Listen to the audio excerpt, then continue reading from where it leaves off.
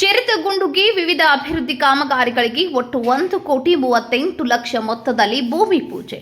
ನಮ್ಮ ಕ್ಷೇತ್ರಕ್ಕೆ ರಸ್ತೆಗಳು, ಶಾಲೆಗಳು, ಆಸ್ಪತ್ರೆಗಳು, ದೇವಸ್ಥಾನಗಳು ತರುವ ಜವಾಬ್ದಾರಿ ನಮ್ಮದು.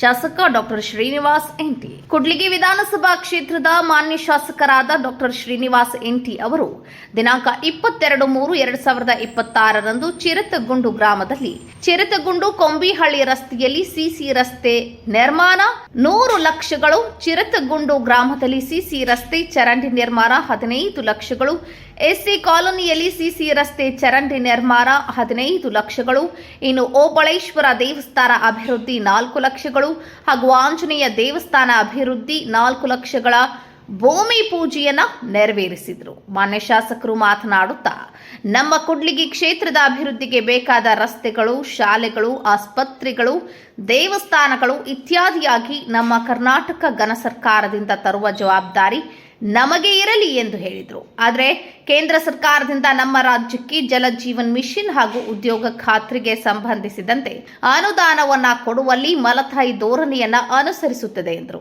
ಆದರೂ ನಮ್ಮ ಕರ್ನಾಟಕ ಘನ ಸರ್ಕಾರದಿಂದ ಜಲ ಜೀವನ್ ಮಿಷನ್ ಅಭಿವೃದ್ಧಿಗೆ ಸಂಬಂಧಿಸಿದಂತೆ ಅತ್ಯಂತ ಪ್ರಾಮಾಣಿಕವಾಗಿ 50% ಅನುದಾನವನ್ನ ಕೊಟ್ಟಿರುವುದು ಇದೆ ಎಂದು ಇಲ್ಲಿನ ಜನರಿಗೆ ಮನದಟ್ಟು ಮಾಡಿಕೊಟ್ರು.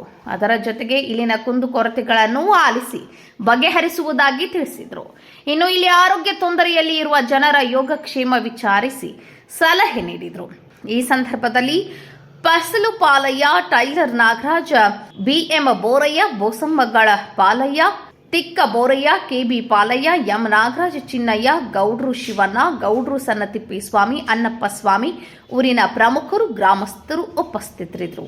News report Veeresh H Naglapur, empower news, Vijayanagara.